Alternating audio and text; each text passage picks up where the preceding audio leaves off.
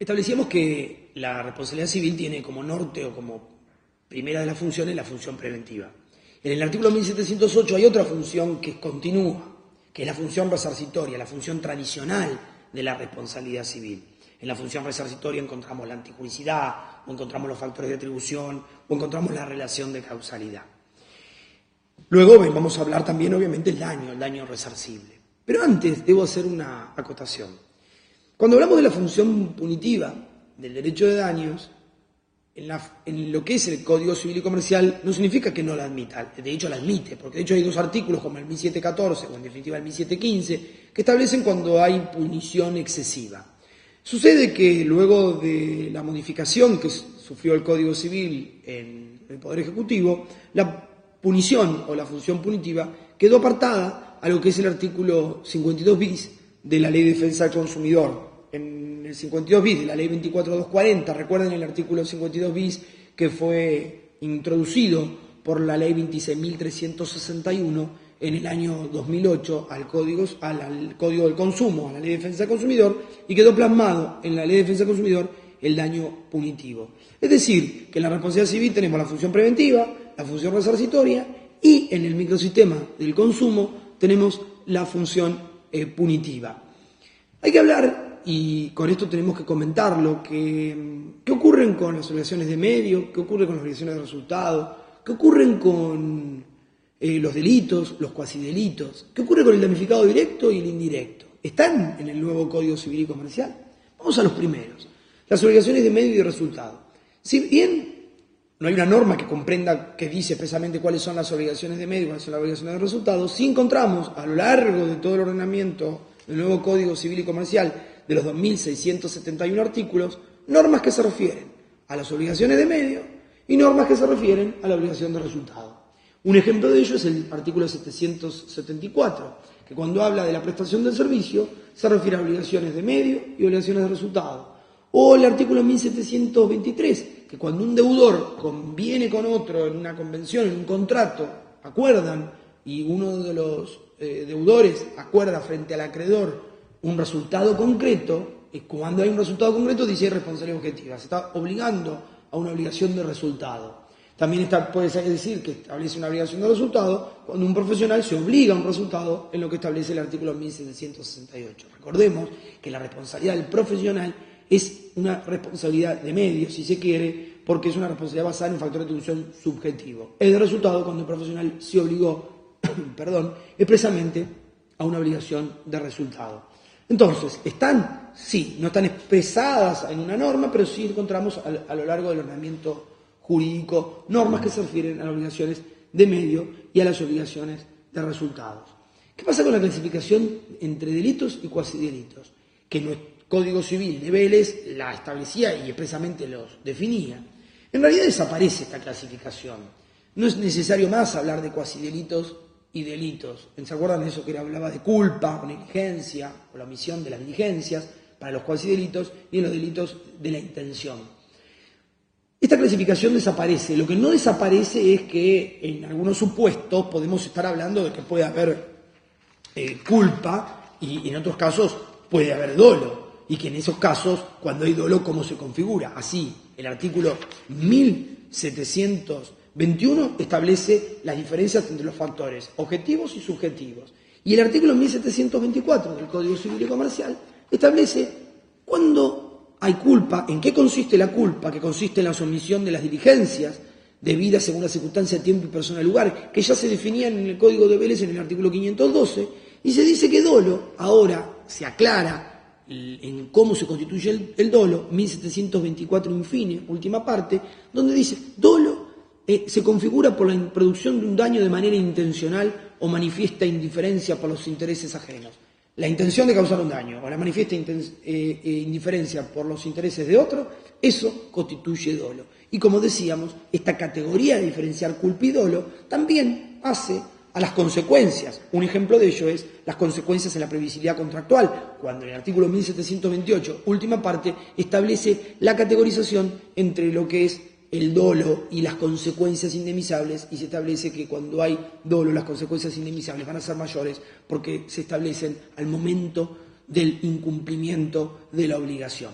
Ahora bien, dijimos entonces, hablamos de las objeciones de medio, las objeciones de resultado, hablamos de los cuasi delitos y delitos. ¿Qué pasa con los damnificados directos e indirectos? ¿Existe esa clasificación? No está expresada como lo hace el artículo 1079 del Código Civil, sino que ahora sigue estando la clasificación en directos e indirectos. Basta con recordar, por ejemplo, aunque hay algunas diferencias, que en el artículo 1739 del Código Civil y Comercial se establece que para que haya o que sea procedente la indemnización debe existir un perjuicio directo o indirecto. Y se establece diferencias entre el damnificado directo e indirecto. Un ejemplo de ello es la responsabilidad del 1741, cuando dice el 1741 que quien está legitimado para reclamar el daño moral es el damnificado directo de un contrato o, en su caso, el damnificado directo en un accidente de tránsito. Es decir, no están diferenciadas, pero la categoría de damnificados directos e indirectos sigue existiendo. Ahora bien, también debemos decir, en cuanto a la función resarcitoria, que la función resarcitoria tiene y comprende lo que son los 4 básicos elementos de la responsabilidad civil. Recordémoslo, abuelo de pájaro, antijuricidad, factores de atribución, relación de causalidad y daño. El daño siempre es necesario, salvo en algunos supuestos de que el ordenamiento jurídico prescinde del daño. Los 4 elementos, en algunos casos, se dan todos y en otros alguno puede que el ordenamiento jurídico los prescinda. Alguno de ellos puede ser la antijuricidad en la responsabilidad por actos lícitos, donde algunos autores como de Lorenzo, Zavala González y quien les habla, sostenemos que hay una prescindencia del elemento antijuricidad en la responsabilidad por actos lícitos. La postura contraria que dice que hay antijuricidad en estos casos, recordémosla, que dice que la antijuricidad surge como un disvalor del resultado, producido el daño, ahí surge la antijuricidad. Pero ahora bien, ¿qué podemos decir entre el nuevo código y el código anterior respecto a estos 4 elementos? Si tuviera que hacer una síntesis de estos 4 elementos, debiéramos decir que, por ejemplo, en lo que tiene que ver con la antijuricidad, además de definírsela en un concepto amplio en el artículo 1717, con respecto a la antijuricidad decimos que las causales de justificación de la antijuricidad ahora son previstas expresamente en el Código Civil y Comercial. Con el Código de Deberes se tomaban prestadas del artículo 34 del Código Penal, la legítima defensa, o hablábamos del estado de necesidad, entre otros. Hoy, la legítima defensa, el estado de necesidad y el ejercicio regulando un derecho, que ya estaba también en el Código anterior, se regulan en el artículo 1718 y con las consecuencias y cómo son las indemnizaciones. Voy a hacer una breve acotación respecto a una cuestión que me parece interesante, introducida nueva en el Código Civil y Comercial. El artículo 1719, que lleva por título Asunción de riesgo, contiene 2 párrafos. Básicamente, el primer párrafo expresa cuando una persona se expone voluntariamente a un riesgo. Y basta recordar que por estos días, mientras esto está siendo grabado, ocurrió un caso trágico en un parque, una reserva en Sudáfrica, en Johannesburgo, donde una persona, ustedes saben que cuando va a los parques, uno va a los parques de Sudáfrica, tiene 2 formas de ir. O va con transporte guiado por el propio parque, donde uno alquila o renta el transporte tiene una cierta seguridad, o uno puede ir en automóvil, donde el automóvil que va es un automóvil ordinario que anda común en las calles de nuestras ciudades. Cuando uno entra al parque, si uno va con la gente del parque, va asegurado y en el fondo va con la persona que le va dando instrucciones, que no se puede sacar la mano de fuera del vehículo, estos vehículos tipo Safari, que no puede sacar las manos, que no puede sacar el zoom de la cámara fotográfica si es muy grande, fuera digamos, de los límites del auto, que uno no se puede bajar del automóvil. ¿Qué pasa cuando uno va en un automotor común? Y en el automotor común, salvo que uno contrate una persona que guía y que le pueda decir usted no puede bajarse, etcétera, se le dan instrucciones a la persona al ingreso al parque. Por lo cual uno se mueve adentro del parque con un plano y uno se mueve adentro del parque pudiendo bajarse, sacar el zoom fuera de la ventanilla o sacar los brazos o partes del cuerpo fuera de la ventanilla del automotor. Como les contaba que había acontecido algo, una mujer sacó su cámara fotográfica para sacar fotos, y esto ocurrió en año 2015, porque habían ocurrido otros hechos trágicos en años anteriores y también en este mismo año, bajando toda la ventanilla a un león que estaba a casi muy pocos centímetros, 1 metro, se dice la noticia, del auto, lo cual hizo que el león la atacara y esta persona falleciera muy tiempo después, prácticamente casi en sucedáneo con la ocurrencia del hecho. La realidad que no cabe ninguna duda de que habría que ver las particularidades de este caso, etcétera, como fueron. Si podemos decir como tal, como está contada la noticia por los medios de comunicación, podemos decir que es una exposición voluntaria por parte de la víctima a una situación de peligro. Y esto viene dado de la mano por si el parque le debe asegurar la seguridad a la persona que va al parque. Ahora bien, la seguridad te la asegura siempre y cuando uno haya tomado las medidas de precaución, porque si uno se baja del auto, ya la seguridad distinto es que, bueno, que un grupo de animales ataque al auto, porque en ese caso podríamos decir que ahí no es una exposición voluntaria por parte de la víctima en una situación de peligro, porque el parque tendría que en principio asegurar que los animales no van a atacar a las personas adentro del auto, habiendo uno respetado las normas de seguridad, porque estamos ante algo que es más previsible para el parque, prever esa posibilidad dañosa. La asunción de riesgo permite que, si bien dice que no se justifica ni exime la responsabilidad civil, por las circunstancias del caso, el juez puede analizar si esa asunción o esa exposición voluntaria a un riesgo, a un acto muy peligroso, significa que corta el nexo causal. Es decir, que el juez puede tenerla en cuenta, que puede cortar el ligamen de causalidad, sea parcial o totalmente. Una cuestión novedosa. Se establece en el artículo 1720 el consentimiento del damnificado. Y me olvidaba que les comentaba recién que el 1719 establece una segunda parte. La segunda parte del 1719 incluye finalmente lo que la doctrina venía diciendo, que bregaba por su inclusión, aunque de algunas normas del Código Civil de Vélez surgía, es lo que se conoce como el acto de abnegación, o comúnmente llamado como acto de salvataje. Es decir, yo veo que una persona se está ahogando y yo me introduzco en un cauce de agua a los fines de salvar a esta persona. Y la persona que tiene daños es o la salvada o no, pero la que tiene daños en definitiva es el del salvador. Si el salvador puede reclamar daños y perjuicios por la persona salvada en función de que hizo un acto de salvataje o de abnegación, un acto de altruismo también conocido en la doctrina. La realidad que establece un modo de cuantificación del acto de salvataje o el acto de abnegación, el Código Civil, como incorporación. También decimos que como novedad se introduce la clasificación de los factores de atribución. Si bien los factores de atribución estaban en el ordenamiento jurídico anterior, podemos decir que ahora se definen expresamente el factor de atribución, se los clasifica, el 1721, como lo habíamos repetido. En el 1722 se define el factor objetivo y en el 1724 se clasifica o se define el factor subjetivo. Otra novedad que introduce el Código, que no estaba en el Código anterior, que la jurisprudencia y la doctrina la traía, era la responsabilidad contractual objetiva.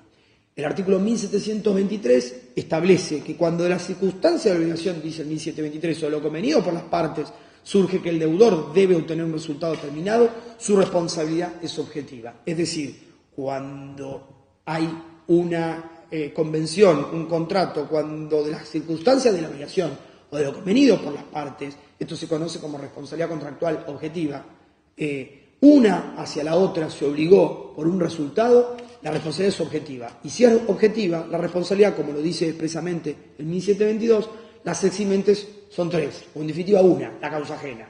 Hecho del damnificado, hecho del tercero o el caso fortuito.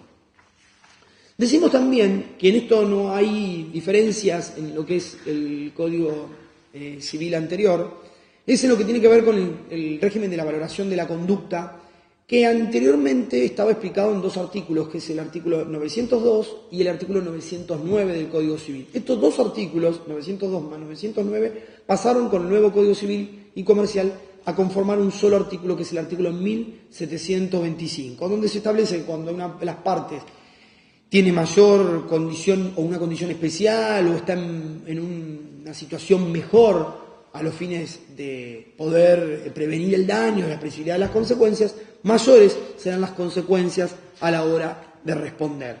Decíamos entonces, salvo, como comentábamos, cuando se establece la previsibilidad contractual, donde se hace una clasificación de lo que es la culpa y el dolo. En cuanto a las eximentes, que recién mencionábamos para los factores de atribución, para lo que es el factor de atribución objetivo, las eximentes son el hecho del damnificado, el hecho del tercero y el caso fortuito.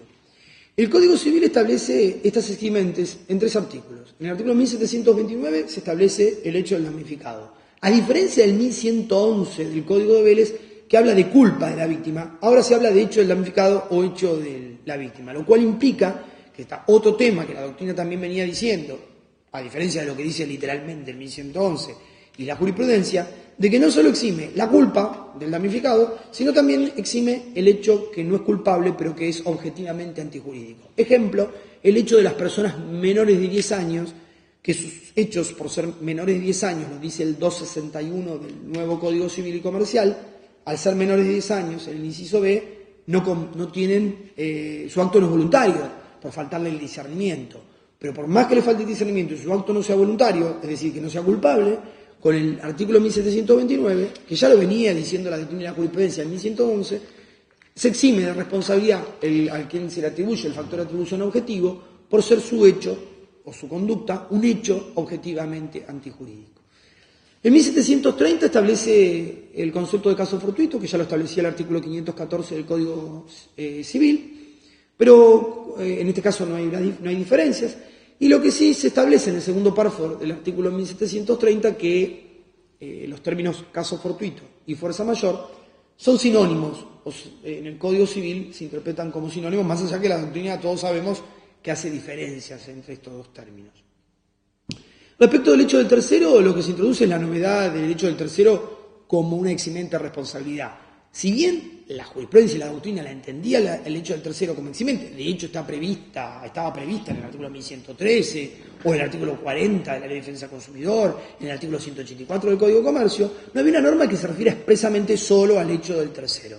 A partir del nuevo código, el artículo 1731 establece el hecho del tercero como eximente de responsabilidad civil total o parcial, diciéndole que para que se exima totalmente de responsabilidad objetiva, el hecho del tercero debe tener las características del caso fortuito. Fundamentalmente tienen que tener en cuenta cuando hablamos de caso fortuito un artículo que es el 1733. El 1733 dice expresamente como regla que el deudor, aunque ocurra el caso fortuito, en algunos supuestos va a ser responsable, es decir, no se va a poder eximir. Y voy a poner algunos clásicos ejemplos. El deudor en mora, que ocurre el caso fortuito, no puede eximirse dice alegando caso fortuito porque estaba en mora. Pero el inciso C aclara que a no ser que esta mora sea indiferente para la producción del caso fortuito, es decir, que por más que esté en mora puede cumplir igual. Otro de los supuestos del artículo 1733, interesante, es la incorporación de la teoría de Exner, que Exner ya cuando hablaba del caso fortuito en las relaciones mercantiles en fines del siglo XIX, en ediciones del año 1895-96, en un libro pequeño pero sumamente interesante, hablaba de eso, de lo que era el riesgo interno de la actividad o de la cosa. Si yo genero una actividad que tiene un riesgo, debo soportar las consecuencias dañosas con motivo de ese riesgo. Es decir, ante esas actividades que no lo son riesgosas, pero que tienen riesgo cuando las ejerce, el que las practica debe soportar ese riesgo. No puede alegar que esa cuota de riesgo que produjo el hecho dañoso, esa cuota es caso fortuito, eximente del factor de atribución objetivo por responsabilidad civil objetiva. Una incorporación que es dada en el ordenamiento jurídico en el Código Civil y Comercial nuevo, que no estaba incluida en el Código de Vélez, en el Código Civil, ni tampoco en el Código de Comercio de Vélez Acevedo, es la incorporación de la teoría de las cargas probatorias dinámicas, o la teoría de las cargas dinámicas de la prueba, como se dice. Esta teoría está establecida en el artículo 1735 y en otra norma específica del 710 para familia. En 1735 incorpora como facultad judicial la posibilidad de comunicar a las partes que va a aplicar, en el caso, la teoría de las cargas dinámicas de la prueba. Es decir, significa, todos lo sabemos, esta teoría, que quien está en mejores condiciones de probar debe hacerlo, independientemente de que quien alega prueba, dice la regla, o ese principio, ese brocardo que viene de antigua data. Es decir, quien está en mejores condiciones. Es decir, que el demandado también debe probar no solo las eximentes, sino las cuestiones que hacen a lograr esa verdad objetiva, ese norte, esa búsqueda que va a realizar el juez. El concepto de daño. El concepto de daño está establecido en el artículo 1737, donde se dice que daño no solo es la lesión o un interés, sino es una lesión o un derecho, y donde se establece que puede ser a la persona, al patrimonio y también el daño al derecho de incidencia colectiva. Entiéndese este derecho de incidencia colectiva que está plasmado en el artículo 14 o en el artículo 40, como es el medio ambiente, por ejemplo. Se reconoce este daño, que ya venía establecido también expresamente en la ley del ambiente. En lo que tiene que ver con daño resarcible, encontramos el principio de la reparación plena, que lo dijimos. Se incorpora la pérdida de chance. La pérdida de chance, que la doctrina y la jurisprudencia ya la entendía como dada, a partir de ahora tiene una doble regulación. La tiene en el artículo 1738, a la primera parte, infine, cuando habla de que la indemnización comprende, además del daño emergente y el lucro cesante, la pérdida de chance. Y en el 1739, infine, dice expresamente en que la pérdida de chance es indemnizable mientras sea una contingencia razonable y que tiene que guardar relación adecuada de causalidad con el hecho generador. Además, se establece de la reparación plena supuestos de publicación de sentencias. ¿Cuándo? La realidad es que estos supuestos de publicación de sentencias en algunos casos estaban previstos en el ordenamiento jurídico anterior, por ejemplo en el 1071 bis, frente a la lesión a la dignidad de la persona, a la lesión a la intimidad, al honor, se puede publicar a pedido de parte el total o una parte de la sentencia.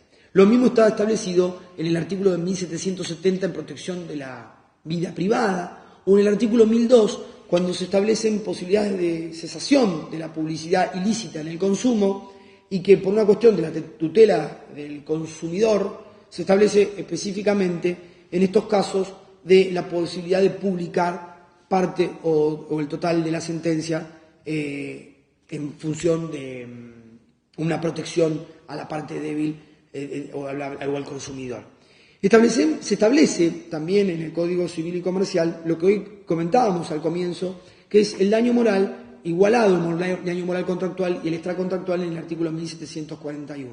Si bien el legitimado es el damnificado directo, se establece que ante el fallecimiento del damnificado directo o si el damnificado directo sufre una gran discapacidad, esas discapacidades en las que una persona necesita de otra para las cuestiones más básicas, o en aquellas discapacidades totales, que son grandes discapacidades, se puede, además de que puede reclamar el daño moral el propio damnificado directo, por lógica razón, esto también lo establecen los principios de daños y perjuicios, los principios europeos de daños y perjuicios, van a tener legitimación, además, a título propio, los ascendientes, los descendientes, lo van a tener el cónyuge y el conviviente. En esto decimos que ante la muerte, los que coinciden son ascendientes, descendientes y cónyuges, porque se establecía el concepto de herederos forzosos en el 1078. Lo que pasa es que ahora se extiende, lo que la jurisprudencia venía diciendo en su gran mayoría respecto al daño moral que sufre el concubino, la concubina, en un mejor lenguaje, el conviviente o la conviviente por el fallecimiento de su ser querido, que lo venía estableciendo la doctrina declarando la constitucionalidad del artículo 1078, la jurisprudencia, y también lo pedía la doctrina, hoy está establecido en el artículo 1741 como norma. Pero también se establece que ante la gran discapacidad de la persona se puede reclamar daño moral no solo el damnificado directo, sino los damnificados indirectos.